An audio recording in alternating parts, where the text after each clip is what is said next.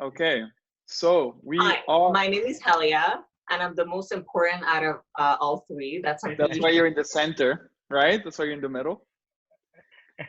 Okay, so Helia, how are you? Good. Clark, say hi.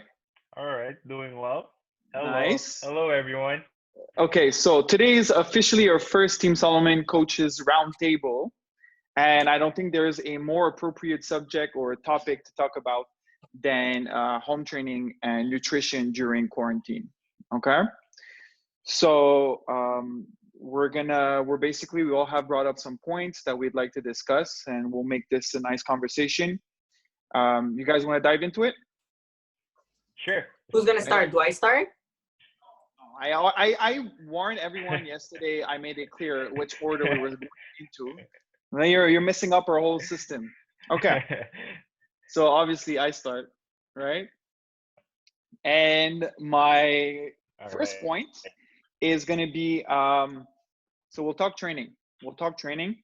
And I want to talk about the first thing that I notice a lot is people doing home workouts, and their goal prior to the pandemic was to build muscle. So they were training in gyms, they were following a rigid training plan, and they were applying progressive overload. Okay, so increasing weight and sets volume over the weeks. Now, Mm-hmm. they transition into home training, and suddenly it's a bunch of burpees and jumping around and jump squats and a lot of stuff that they would never really do. I'm not saying there's no place for that, but if Mm-hmm. your goal is to train muscle retention, I think it's important to stick to the basics, meaning push, pull, Mm-hmm. squat, lunge. No matter what type of variation of hip hinges you can do, I find these are all the things that should be the core of your training rather than a lot of core. Also, I see a lot of abs, a lot of twists, a lot of things like that. You guys have anything to add about this? I feel like this is one of the point that I really wanted to get across. Clark, go for it, my man. Yeah. Not really gonna add anything to it, but like I just wanna, let's say, act like the people who are gonna be watching this. Okay. So let's say for people who have no access to like any weights or whatsoever, like we were talking about, not focusing a lot on burpees and stuff like that. Is that better than not doing anything at all? You know? Absolutely. Yeah. No, of course it's better than not doing anything at all. But I think there's, even with minimal equipment, there's so much things that you can do from home.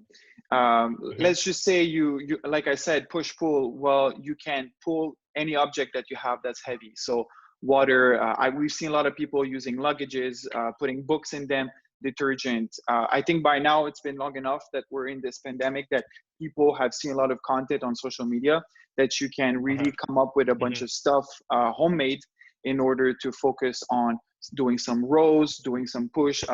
There's a lot of push-ups. I think you can play with the position, also the angle of your body while you're doing Uh-huh. push-ups to target different angle to the muscle. And I don't think there's a need for a burpee when you can hardly do 15 clean push-ups. I think you might as well use that as your prime movement. Mm-hmm. So to answer your question, yes, there's things that people can do if they don't have anything, but if they don't know what to do and they want to do burpees, it all comes down to what they want to do, right? Yeah. But if their Yeah. goal is to build muscle, I'm going back to the source. Mm-hmm. My first message was that for those who were training in gym, primarily our clientele, right? The people we work Yeah. with, if they were training in gym trying to build muscle, I think this is what they need to focus on rather than all this movement of cardiovascular activity, metabolic Mm-hmm. training, whatever you call it, that I don't think has this place for what we're trying to achieve. Uh-huh. What about you, Helia? You got anything to say? Well, me, I was just gonna talk about a lot of people who just started running and who never been runners their whole lives. Like, I'm not a runner. I've never ran in my life. I don't even think I have the right shoes for it.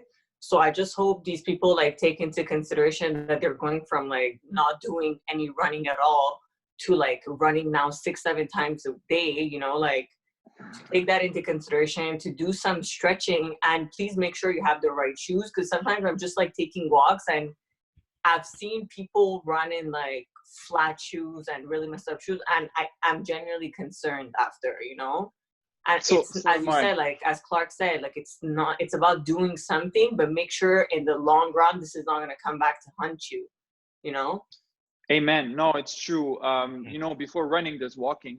There's a lot of things you can if you like. There's a mountain. People were hiking a lot. I get it with social distancing. Some areas are forbidden to go now. But if you, there is a hill right next to where we live on La Pierre where it's like really downhill, and then I sometimes go for walks and I go up and down that hill, and it's Mhm. a challenge on its own just to walking that distance.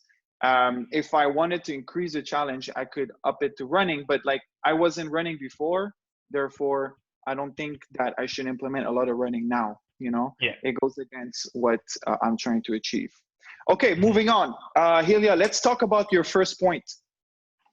There you Okay, go. my first point is basically, again, because you were saying our clientele is the one that used to go to the gym. It was a lot about building muscle, losing weight, Mhm. right? It's not that was our main goal. So Hmm. what is the best way to not necessarily like increase muscle mass right now, but just to maintain the muscle mass that you've had in the past? Because I see so many people worrying about that, you know? Oh my Hmm. God, I'm losing so much density. Oh my God, I'm losing so much muscle. What's the best solution Yeah, to just basically hold on to it? the fear of going backward with everything going on definitely is very present, and with reason. I would go beyond and say that I think there is a potential to build muscle during this pandemic. Definitely not at the same rate that people were doing in gyms, but I like something that I read recently about from Steve Hall in one of his books, saying that like those period where you have to train with lower volume or lower intensity is not a period where you're taking a step backward, but rather a step sideways. And Mhm. I thought that was a nice image, right? It's just your, let's say right now the main focus for globally is to work on recovery, definitely. So our joints are being are suffering less from having heavy tensions on them. But there's other ways to build muscle. Okay, so the main way to build muscle is tension, right? It's how much tension that you put on the muscle, and you achieve that by doing many sets with as much weight as you can, right? This is a typical way of training. That's what most people were doing. But you can't overlook the fact that there's also the phenomenon of cell swelling, right? So when you get a pump and then your muscle kind of increases its size during your training session, everybody has experienced that, anyone who has trained. This is one way that also causes muscle hypertrophy. Okay, so it's important to not overlook that, because you can get a pump with light weight, that's achievable. You can get a pump with body weight, that's achievable. Mhm. Also, there's the metabolite accumulation, which is more and more documented as one way of hypertrophy. It's important to understand that cell swelling and metabolite accumulation are not as effective as tension training, but then you can just do it more, right? They are also, they cause a lot less damage to the muscle, therefore you can do more of it. So the metabolite accumulation, you can do that during blood flow restriction. You can do that by just doing a lot of reps. This is basically what we would call having a burn, right? So when you get that strong burn in your muscle, I look at my bicep because I feel like this is one where we often have this image when you think about a burn, but you can have it in your back, you can have it in your shoulders, you can have it in your quads. Anyone who's trained with me has experienced this at least once. So to answer your question, I would say cell swelling and metabolite training should be potentially the main focus of your training in order to maximize on building muscle during this period. I say building muscle because I think it's possible. There's also other ways you can play with tempo. You can pre-fatigue the muscle. There's so many techniques out there. If certain people watching this want to have more information about what they should do, how they should do it, you're welcome to ask us and contact us personally. Any of us three. That's good. Mhm. Anything else you wanted to add? No. Cool. Clark, let's go over your first point about training. Yeah. Basically, my point is pretty much going back to Solomon's first point. For me personally, I'm taking this opportunity to improve certain things that I know I won't necessarily um, try to work on when the gym opens back. So just to give you some examples. So for example, for me, I'm not a runner. I hate doing cardio. I'm just But if I have to do cardio and it's required for me to do so, I'll do it. But I know for a fact that once I go back to the gym, I'm not gonna look at the cardio machine and be like, oh, that's what I'm gonna do today. We all know that once the gym opens, we're all excited to lift weights again. So actually, the reason why I'm actually want to improve on my cardiovascular endurance too is when I started attending the hit class. The hit Yeah. class. So Attending I slash doing remember the when you, class. Shout out to yeah. Tammy who So crushed Clark during that class, and it was so hilarious to watch. I feel like it was a test for their relationships because Clark was actually yeah. pissed. I've been coaching Clark for like over a year now. I don't think I've ever heard him swear, but during that class, I think he swore for every minute that he was in this class. So that Oh was man. pretty epic to see. Yeah, I mean, that was a reality check. yeah. I mean, I survived the class, but after That's that, I something. told myself, look, maybe I can do it better, So Hmm. just doing little things such as taking long walks. I know when everything goes back to normal, it's something that I won't really do much because I wouldn't have necessarily the extra time to do so. For example, so I've been trying to do a lot of walks, kind of just improve my cardiovascular. A lot of people would hear that, oh, this is just walking, but when everything was normal, I would literally barely walk. I would drive to work, I would drive to the gym. The walk would just be from my car to my place. So just just adding like 30-minute walk 2 times a day, it's gonna be a big difference for me, and I feel like that's gonna help me improve my journey into health and fitness. And also, what I've been working on too, something with Salman was my squat depth. But Hmm. now I know I have no access to barbells and weights. All the gyms are closed. But something I'm working on is my mobility. So just incorporating like stretches to improve the flexibility of my hamstring so that I can improve also my squats, also my deadlifts. That's something I'm really trying to work on. So all these small things aren't necessarily something I would prioritize when I go back to training. For me personally, I know that for a fact. So I'm taking all this extra time to do things that I want to really focus on when the gym is open. So like we were talking earlier, like I love muscle building, and that's still gonna be my number one goal when everything goes back to normal. But I know I've taken like a month, like 2 weeks off, 3 weeks off, a month off from weight training. So this one is not really new to me. So I'm not freaking out as much as the other people who has never experienced it, because Yeah. everything that goes in their head is like, oh, I'm gonna lose muscle, I'm gonna lose muscle. So for me, it's not something new, so I'm not freaking out. But instead, I'm taking this opportunity to work on other things. Also I'm also working on dead bugs. Such as Mhm. very simple movement, but it's hard for me because my core is weak. So Hmm. the small things like this that I'm working on now during the quarantine. That, That's a dead bug. that There you go. yeah, yeah, yeah. There you go. Uh, Cool, nice point. Actually, now before I forget, I wanted to ask you a few things about what you just mentioned. You said that you were walking more, right? I have two level questions for that. One is, have you been tracking your walks? Like, I've been using a system like either tracking time, tracking step, tracking distance. If there's ways that you've tracked it, or you just went intuitively, okay? And mm, the second level to this question is, if you've been tracking. Um, have you noticed your energy expenditure going up or coming back to where it was before the pandemic? I actually haven't been tracking like precisely, not with like a GPS map or thing. It's actually funny because I would go on the walks with my dog. So sometimes what I would do is we'd go to a certain street, and then the next day we would add an extra block. So that's what I've been Nice. doing. Yeah. So Nice. like That's, I think it's a last, really yeah, cool way for people yeah, to yeah. that small progressions, right? Yeah, exactly. And for me, it's actually like I said, I haven't been walking a lot lately, and for me, it's very good. I do it first thing in the morning, and I feel like it sets my day. I feel more productive doing such small things like this. So yeah, for me, it's great. Nice. And besides dead bug, have you been doing anything else for mobility? Yeah, I'm actually what I experienced the most that helped me with my squat is learning how to open my hips. Because Mm-hmm. for my depth, something like really would help me. So I would do like kneeling lunges, stretch, just to Nice. work on my hip flexor, small things like that. Like also for like I was talking about earlier, like stiff leg deadlift, like something I need to improve on, like just being able to perform the movement as a whole. So like even like rolling my hamstring just to loosen it up a bit, small things like that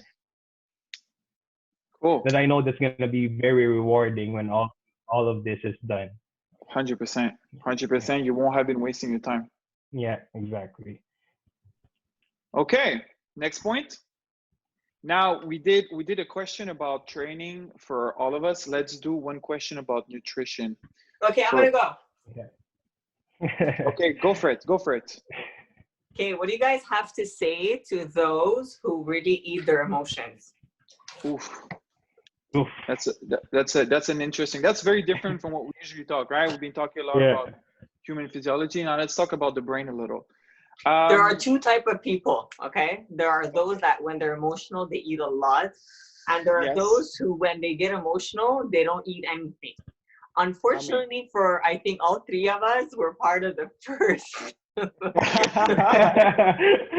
um, But like this is like very similar to like exam times or like even summertime a little. I feel like you yes. kind of feel guilty being on a diet during summertime, but now it's like you're so nervous. We don't know when this is gonna end. You're just I like think it's living with kind also, of.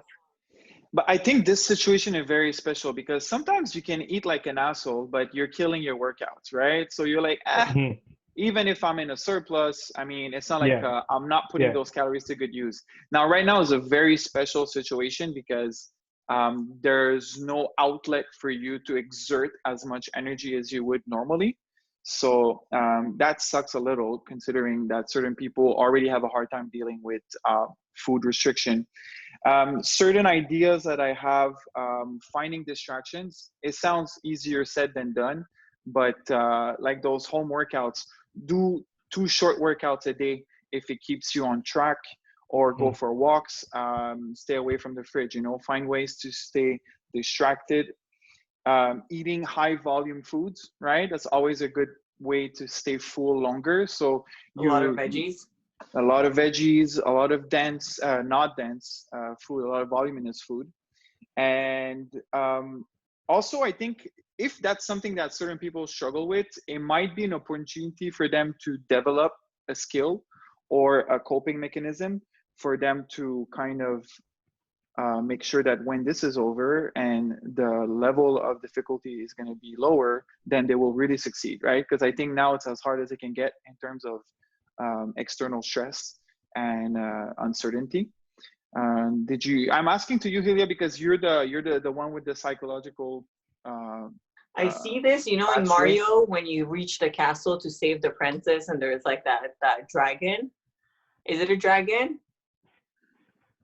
Clark, I Yeah, think we should yeah. hang up this. I think we should hang up Did you this look call. at Clark because It's he's a, watching? it's a dragon. Yeah, Bowser, a Bowser. dragon? Bowser. It's a fucking turtle. Like, what the hell? Why? How? Okay, well, the coronavirus right Got now. shell and spikes on it. You're calling this a dragon? And honestly, guys, off topic, but we've been watching Game of Thrones. Like, I mean, she has seen her fair share of dragons, yet Dragon. still confused Bowser for a dragon. I guess Okay, it's. moving on. I'm definitely certain he's like half dragon, half turtle. And I'm I gonna mean, they're go both on. lizard, right? We're gonna Google this after, okay? Because I was convinced Hello Kitty is a cat, and I found that she was like something else. Hello Kitty's not a cat. No, What is she? yeah, I don't know. I googled it once, but you would think I would remember the answer, but I don't. Uh, All this Okay. to say, I feel like Corona is that turtle slash dragon right now. And then once you've defeated it, like going to level 1, 2, 3 is so easy. Oh my God, absolutely. The I'm not thing gonna is, say everyone's life is like a level one. Some people Mhm. like go through a lot of, hardships. It's easier. Some people just handle things better in life, Mhm. yeah, Yeah. yeah, And Mhm. what might seem like such a big deal to you might not seem such a big deal to someone else. But it's no reason to be like, dude, like it's nothing, don't think about it or don't overeat. Like you just can't say that to people. And as you Yeah. said, I feel like it's something that you need to learn with time. And this is something I used to do all the time. When I had Mhm. exams, like I would feel like it was okay to eat like a Mhm. chocolate just because I had exams or just because I had to cope with my stress. mm-hmm. And little by little, I would just like switch out the food that I was eating normally. I would replace it by something a little more sweet because I would crave sweets, during that time, Mhm. like for my exams and stuff. And it just comes with practice and time, I want to say, Mhm. but you will need to want to make that change. Yeah, Mhm. Unfortunately, no one can do it for you. There's no way that like you can text someone, hey, can I have this? How much of this can I have? What can I remove from my meal plan? That's if you're on a meal plan. If you're not on a meal plan, you're just following like a certain amount of calories. You just Mhm. need to like little by little learn, want to control your eating, Yeah. be Exactly. aware, but it will come, guys. yeah. I think I like your tone. Saying it will come, being kind of not too rigid about it. Like it's a skill. You got to develop it. It's like muscles. At the beginning you're lifting 10 pounds, and a year later you're lifting 30 or 40. So I think people will make mistakes, and it's Mhm. okay. And then it's Yeah. just about, Fine. like, it's so important to not have the whole guilt factor and just like starting fresh the next day. We see this more and more, people talking against a compensation mechanism, like doing a lot of cardio or very little calories after a binge. I think just going back right to where Mhm. your plan says you should be, even if you slipped off the day before, just taking it from there. What did you lose? You lost one day, you lost 2 days of dieting. That's fine. You go back to it. Well, were you happy when you eat the pizza? Yes, you were. So move on Mhm. from it. It's fine. Helia's moral to the story: if you're going to cheat, enjoy it, right? Yeah. I know someone who, when they cheat, they feel very guilty. I know who you're I've talking always about. been one to say future Helia will deal with the consequences. And I've honestly, that was my motto my whole life, and it still is. And future Helia always deals with it. Yeah. Okay. Next point. Clark, you got one about nutrition? Hit us. Yeah. Basically, this is pretty much for everyone who's already been on a meal plan, and just who um for I feel like for the three of us, we're not really having a hard time sticking to a meal plan. I feel like for us, especially for me, it's almost like second nature. Like I don't even know how a normal Filipino dish tastes like because I'm so used to just meal prepping, and it's just like that's how I've been eating. But a lot of people who are just, let's say, started their journey, who are new to meal prepping, and for them it's hard to stick to it. Like for me, literally, you could boil egg, I'll put salt and pepper, and I'll be good with that. And some rice, Yeah, you That's but can wild. expect that from your clients. Absolutely. yeah, yeah, That's yeah, but wild. yeah, but for other people, it's hard for them. Looking back to their past, they're gonna have a lot of cravings going back to this. So for me, what I've been doing actually is just like finding ways to spice up my food.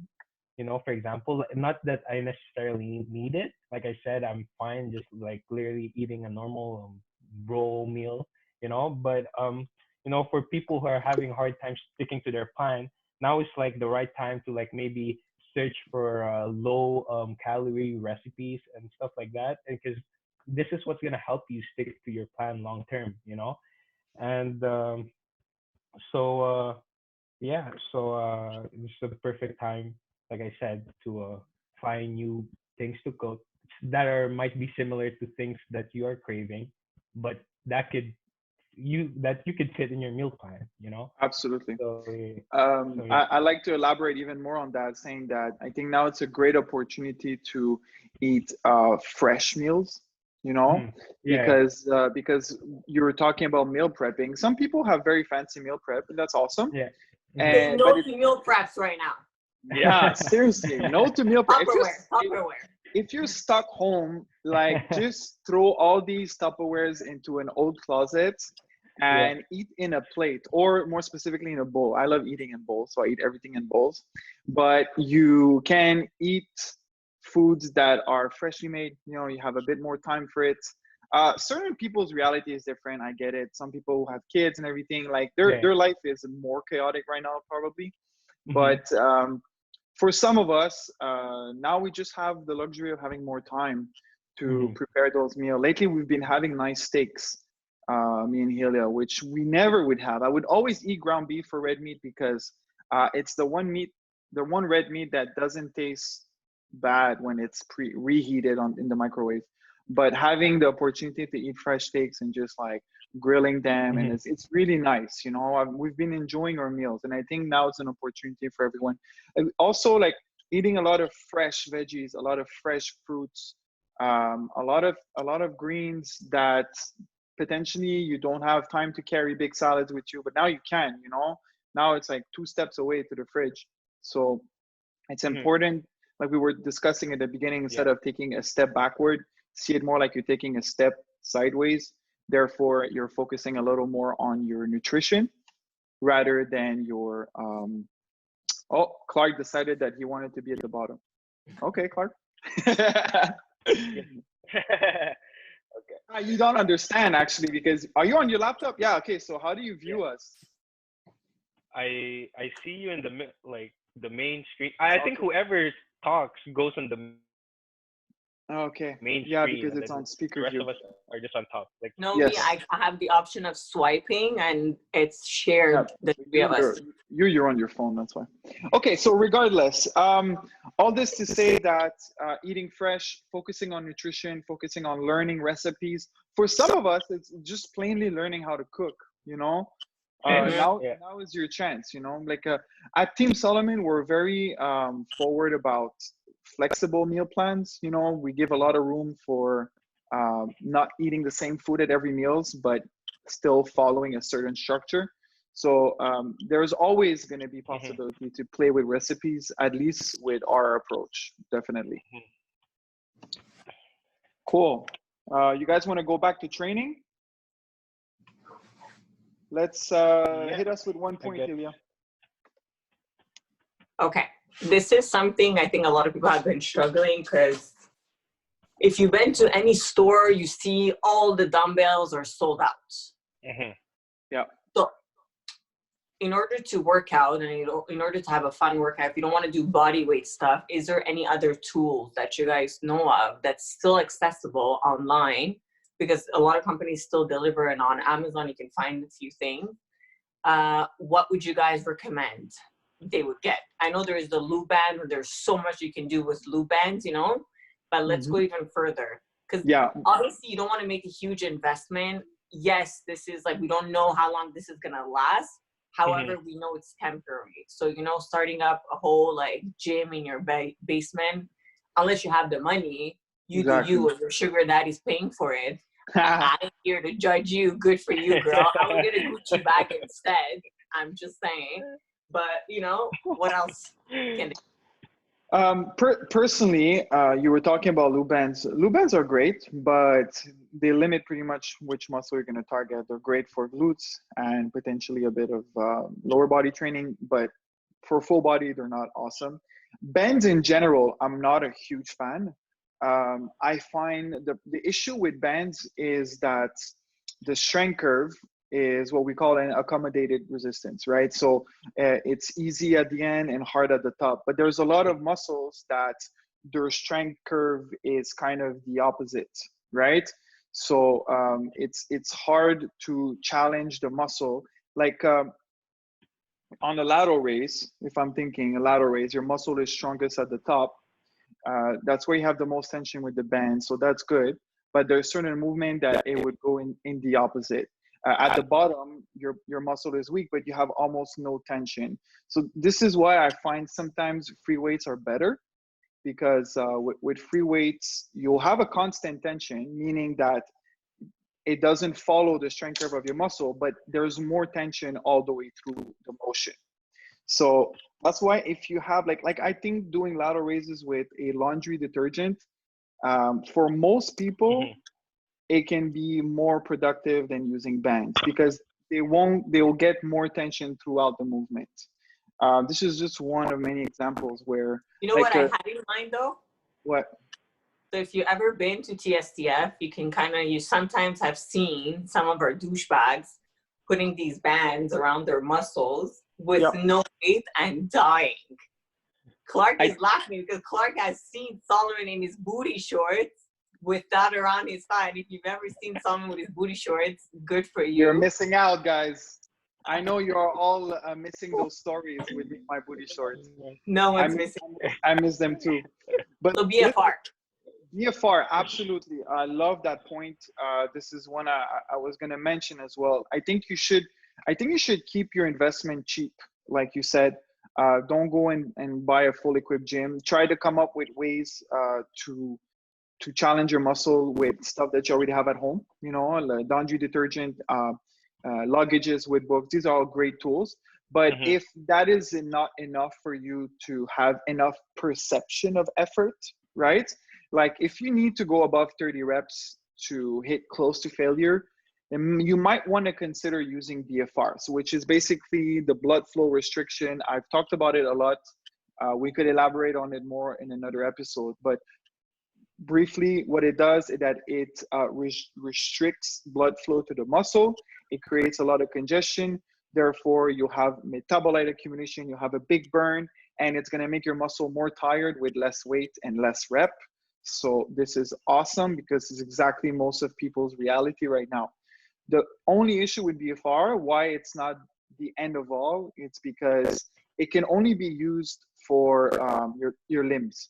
So your arms and your legs, that's when it becomes useful. But then your shoulders, your back, your chest, your glutes cannot be targeted with BFR. I mean, not optimally. So it can be an add-on, and they're cheap. They're like $20 on Amazon. You can also make them yourself with knee wraps or things like that. But definitely something to consider as a method of training. I like that. So to wrap up this point, I would say keep it cheap. Keep it cheap because it's temporary. Unless you don't consider yourself going back to a gym afterwards, don't ruin yourself. Like I said, I'm not a fan of bands compared to free weights, but they can still be useful. All right, Clark. Yep. You want to hit us with a point about training? Yeah. It's not really a point for me. It's going to be more of a question for you. Okay. Basically, just to give some people peace of mind, you know. So the question is, can people take advantage of this quarantine to give their body a break from weight training? And if yes, how long?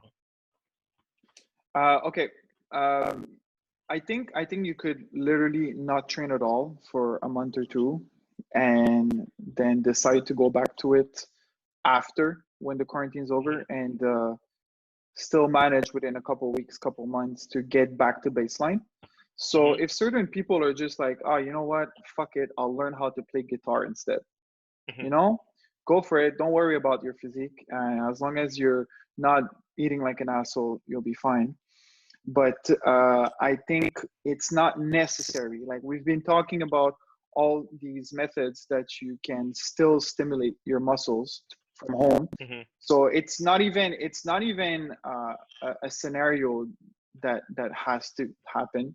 But if they Mm-hmm. wanted to take off, there's a lot of evidence. There's evidence I've shown at the beginning of everything happened, like a few weeks back. I was showing certain people who would what we call detrain for 3 weeks. They would have no resistance training exposure at all for 3 weeks, and then would go back. So they would do 7 weeks training, 3 weeks off, 7 weeks training, and one group would do like 17, 18 weeks training nonstop. And when they compared these two groups, the muscle adaptation were pretty much the same. Mm-hmm. There were some studies over 3 months, some studies over 6 months. There is also a lot of studies. I have one here. from 2018 study, human skeletal muscle possess an epigenetic memory of hypertrophy. So there's a lot of research now that confirm the phenomenon of muscle memory, you know?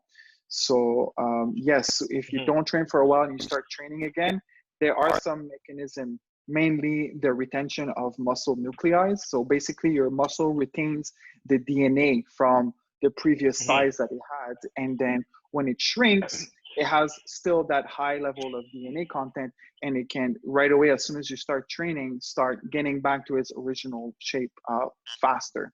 I have also read a study a while back about certain people not training for years, decades, and then going back to weights and experiencing some certain levels of muscle memory as well. So if you put this into perspective, like a few weeks, even a few months out of the gym, out of like making hardcore gains, is still not dramatic on a life scale. That's my opinion. So yes, some people, if they choose to just take a break from it, it's fine. It's not necessary, but it's possible. Right. Yeah, it's more of, we're obviously not trying to promote that. You know, we still want people to stay active, do what they can during this time, but it's just more of people to help people not to be super anxious Not to about it. panic. Because I know a lot of people. Like I said, if you've never experienced it, it's a different feeling. Because I know the very first time I went for, like, let's say, I think a 2-week vacation, I had no access to a gym. I was pretty much losing my mind, you know. So, but having gone through that and knowing that it doesn't take too long for you to get right back where you were, maybe, like, yeah, exactly. So now, like, I'm not one of those who are panicking, because I've been there and I know that it's not. Yeah, I think that's some big deal, you know. But these, that's part of the bodybuilder's wisdom, right? Like you over the years, like things happen. Like I remember early in my relationship with Helia, I was prepping for my first show, and I got injured right at the beginning of prep, you know, and then I was out of the gym for a week or two, and I was freaking out, you know, and I've been injured in and out throughout the years. I've had moments where it was just not possible to show up to the gym. I've worked with people who were literally had a whole foot in a cast, right, for weeks, and then coming back with them, and then realizing a couple months down the road that it's like nothing ever happened. You can hardly remember that they were out of the game for a while. So it's just because we're living it right now that it can be a great source of stress. But over, you know, these are all opportunities for certain people to get the wisdom that you're saying. Like, you're not worried anymore. You've lived it, right? Had you not lived it, like certain people were experiencing it right now, I've seen a lot of clients messaging me at the beginning, like completely freaking out. And it's hard to make them understand that they will be okay. It's something you have to live, right? You have to experience it. Like the moment they go back to the gym and they're a few weeks in and they're already getting all their gains and their progress back, it's like, wow, how resilient the body is. It's unbelievable. Exactly. Yeah, I agree. Right. And I think one other thing that they can do right now to just like for muscle retention is don't start a diet, don't start a cut, especially if you don't have let's talk about that training that you did before, you know, like stay in maintenance, do what you got to do, keep your sanity, do like little stuff here and there, but don't start a diet, don't start a cut right now. It's not the time. Unless you have access to a full equipped gym and you're just like going on with that part of your life, you know? Yeah, I agree. I think I saw a lot of people who are on prep for shows at the beginning of the whole Corona story, and they kind of finished their prep because, I mean, they were like 2, 3 weeks, 4 weeks out of a show, and they completed their cut. And sort of some of them were even in the hopes of still competing. But now the more this is going on, the more people are all reverse dieting. Nobody is really focusing on a deficit right now because it's just not the appropriate time for that. And we don't even know when the shows are going to be back. We don't even know when the gyms are going to be back. So because of all this, like you said, Helia, like being in a caloric maintenance is probably your best option. If certain people are being active and struggle with weight loss and the nature of the situation is helping them being more adherent. I think there's certain people out there who are like, holy shit, it's so much easier for me to follow a diet right now that I don't have all these distractions, like going to the restaurants, friend gathering, alcohol. All these things are actually distractions that now are not even present in our society as much.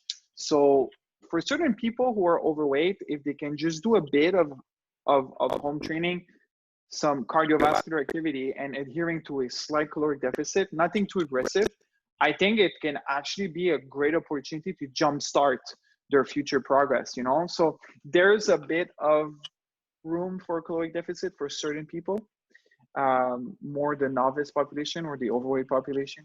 But there's definitely, I think, no room for a surplus right now. I don't think it's a time for massing. I don't think it's a time for trying to gain weight. Yeah. I think like whoever who was like on a mass gaining phase should revert back to a maintenance phase until the storm clears out, fortunately. That's a great point. Let's finish with one last point, maybe, from Clark about nutrition. Oh, well, actually, you were going to talk about nutrition. the diet approach, right? So Yeah, we yeah, kind of been over it. Yeah. Have you guys anything major you wanted to add?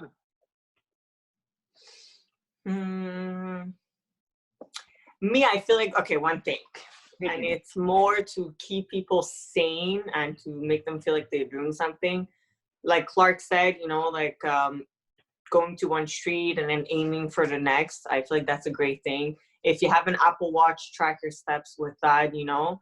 And me, I'm just comparing it to what I used to do in terms of steps when I used to go to school, take the metro and stuff, you know. I'm just trying to keep a balance to when I go back to my normal life, it's not going to hit me like a truck. And in order for me to not get too tired, like we're doing 2 walks, you know, we do one during the day-ish and we do one at night. And it kind of makes it easier. And like me and someone were at home. I know some of you guys are still working. Some of you still have a lot of exams, depending if you're in CJEP or not. But, you know, set little goals. I feel like it could help. Stay accountable. Write it down and try to like make a bit of progress from there. Love it. Love it. It's a great point. What about you, Clark? You have anything to add? Oh, that's pretty much it for me. Like, mainly all my points were basically just giving people peace of mind, because Yeah, you know, like it's a lot of people there who are freaking out. I agree. You're being So traumatized, you my know, boy. basically, you know, we've come, yeah, we've come up with some facts that you know that you know, It's all giving gonna be yourself fine. 2 3 weeks of break, it's all gonna be fine. You know, like once everything goes back to normal, we're just gonna look back in this and you're gonna be like, Exactly. Guys, your what was I future freaking out for? selves, your future selves will deal with this later. Exactly. Words of wisdom from the great Helia. I'll wrap up with 2 things. One is just to come back on training. We didn't really talk about what should you do if, let's say, you're set up. You're like, okay, I'm gonna train at home. I'm gonna train body weight. Solomon said weights are better than bands, so I got a few weights. Now I'm gonna focus on the exercise that I was doing from the gym to my reality now. So more push-ups, more rows, more basic, more lunge, more squat. But now, what do I do? Like, how many reps? How much? How long should I train? So I think what you need to focus on the most is the reps in reserve, right? So for those who are not comfortable with this concept, it's basically if you do 10 reps with 10 pounds, if you could do 20 reps, that means you have 10 reps in reserve. You stopped at 10, you could have done 20. Now, we want to ideally you to stop at 17, 18, 19, 20, right? So not more than 4 reps in reserve. 4 or 5 reps in reserve tops, but try to keep it closer to 2, 3. So you're getting close to failure or almost a few times to failure. So you're really you're focusing on the reps that you can do rather the reps that you're doing, right? So it doesn't really matter if you're doing sets of 10s or sets of 20s or sets of 30s, as long as your reps in reserve are very low. Now, if you have the chance to make an exercise harder, like, okay, you can do 40 push-ups, that's great. But if you have the chance to do like a modified single arm push-up where one hand's a bit further than the other, in order to bring those reps down, but to keep the reps in reserve the same, that's awesome, right? So because now you're going from a high rep to a high tension, right? Because your perception of effort is becoming greater. So keeping that in mind, yes, you can train with high reps, but you don't have to. If you find ways to make certain exercise harder, go for it, okay? But you should always have very little reps in reserve. That's important to understand that. Once you have that, you're clear. I said you could make muscle gain training from home, but you don't have to. What you really need to do is stimulate the muscles enough to retain muscle.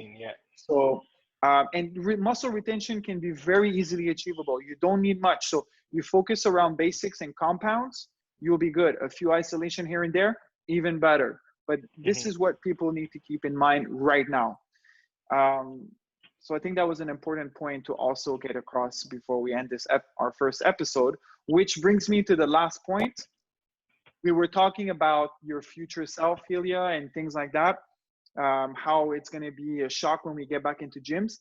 It's important that we mentioned that we will be having a roundtable, guys. I'm preparing you for the next episode.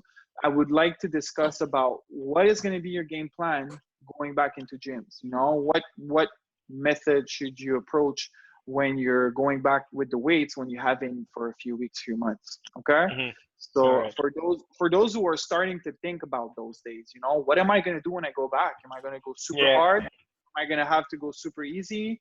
PRs every day. You go your first day, you just hit PRs. That's it.